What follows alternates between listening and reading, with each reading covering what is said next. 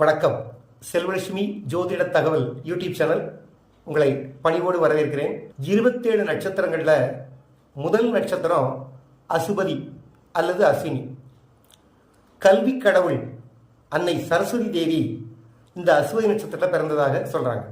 நாயன்மார்கள் வரிசையில் கண்ணப்ப நாயனார், சிறுத்தொண்ட நாயனார், காலத்திநாதர் இவங்கெல்லாம் அசுபதி நட்சத்திரத்தில் பிறந்தவங்க. அஸ்வத்தாமன் பிறந்ததும் அசுபதி நட்சத்திரம்.